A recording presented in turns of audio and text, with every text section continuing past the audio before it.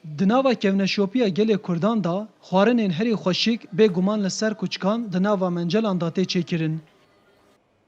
Em jî di nava kolanên bajarê Wanê da ketin dû vê texmeyê û em rastî xwaringeha binavê wan mencelê hatin.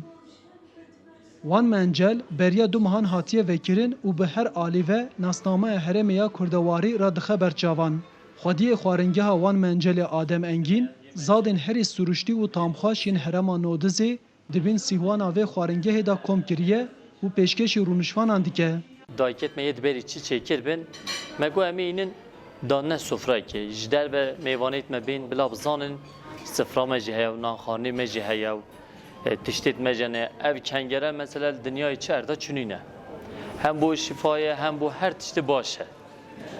Wekî diş siya bolo qawurme û ev goştê tama siya boyê dikete nav da erdek dî çûnîne. Ew giyayet me dinyayê çi erda çûnîne milê Nordizê hene.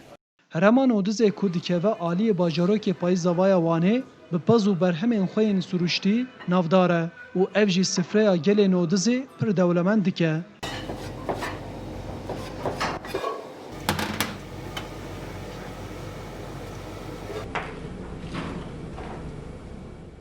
Aşpêş Engîn dibêje ku goştê di nava mencela da tê patin pir tamxweş dibe û wiha behsa çêkirina vê xwarinê kir. Em mencelê goştê wê Nordizê tînin. Şû bî berî yani gundê ku ser kûçikê çêtkirin, me ji wê mantiqî ku em ê we çêken. Me bên kûçikê dîsa darî tu em danin, piştî hingê mencelê goştê dikene nav da sê saeta dê bijirit piştî hingê jî em xweyê wê tawê jin hin de.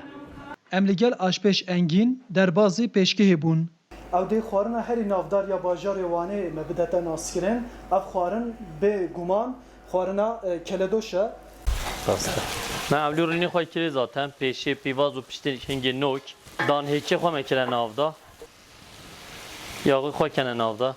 Pancarê xwe me kene nav da. Nîska xwe me dikene nav da. Çatir dikene nav da. Baş bila tama xwe bidetê. Piştî hingê em ê ava xwe denê bila biharatê xwe baş keşit. Av hema carekî hû kel bêtê piştî hingê em ê mastê xwe kene nav da. Mastê me milê Nordizê têt.